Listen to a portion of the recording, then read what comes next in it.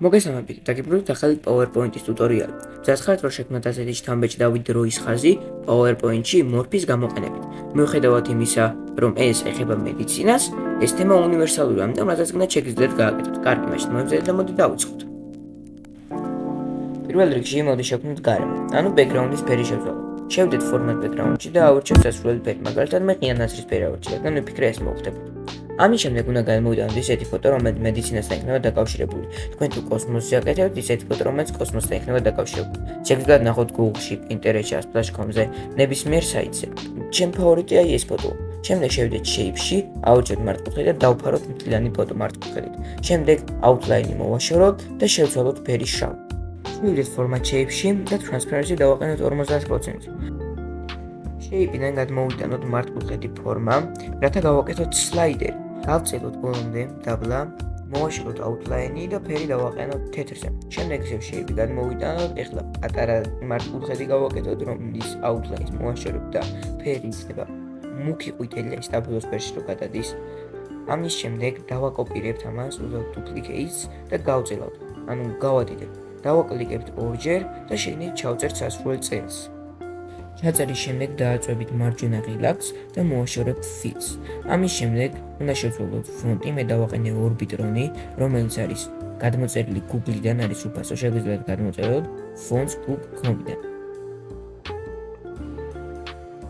შემდეგ დავაყენებ ტექსტს სასურველ ზომაზე, მაგალითად მე 36 ავირჩიე და ჩვენ ამ დროის ხაზზე გვაქვს გამოყენებული 5 წელი, ამიტომ 4-ჯერ ვიზავთ დუპლიკატს.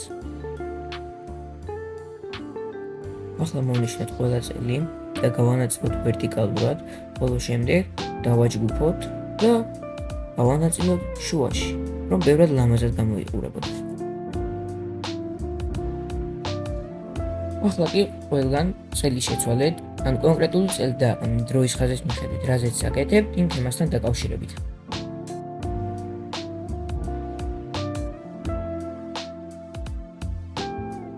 ახლა უნდა შევცვალოთ პირველი ტექსტის ფერი, ანუ ის ფერი დააყენეთ, რაც პატარა მართკუთხედზეა ნაჩვენები. ანუ ყვითელი, მუქი ყვითელი ფერი დააყენეთ. შემდეგ მოვნიშნოთ W4 ტექსტი და transparency დავაყენოთ 50-ზე. შემდეგ კი ამ სლაიდის დუპლიკატს ვუზავთ და ის გაიმეორეთ, რაც ვიდეოშია ნაჩვენები.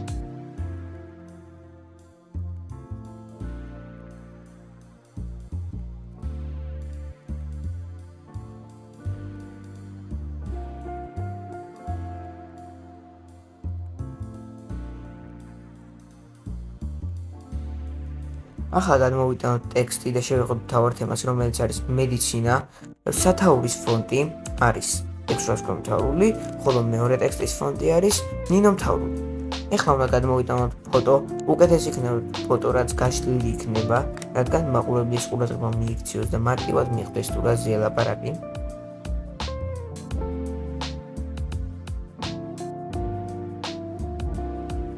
ახლა გადავიდეთ picture format-ში.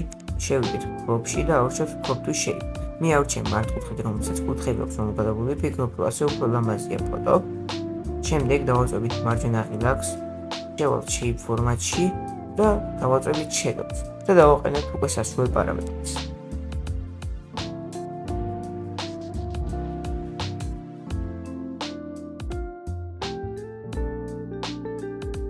ყველა სლაიდზე იგივე უნდა გააკეთოთ, მოდი დავაჩქაროთ, უცბად მორჩა გავაკეთეთ და ახლა დააკოპირე და ის გაიმეორეთ, რაც ვიდეოში ამეჩვენე. ეხლა მინდა სხვა თემაზე გელაპარაკოთ უცბად. მომივიდა იდეა, რომელსაც ძალიან დიდი იმედი მაქვს, რომ მოგეწონებთ. ვიდეოს ტუტორიალური ნაწილი რომ მთავრდება, მინდა რომ ბოლოს დავამატო მცირე ინფორმაციული ბონუსი, მოკლე, მაგრამ საინტერესო ფაქტი ან რჩევა PowerPoint-ზე, ტექნოლოგიებზე, ხელოვნური ინტელექტზე ან ნებისმიერ ამაზე. ვფიქრობ, რომ ეს ვიდეოებს კიდევ უფრო საინტერესოს და სასარგებლოს გახდის. თქვენ რას ფიქრობთ? კარგი იდეაა? დაწერთ კომენტარებში. მორჩა, სულ ეს იყო ჩვენი ტუტორიალი. იმედი მაქვს, რომ მოგეწონათ.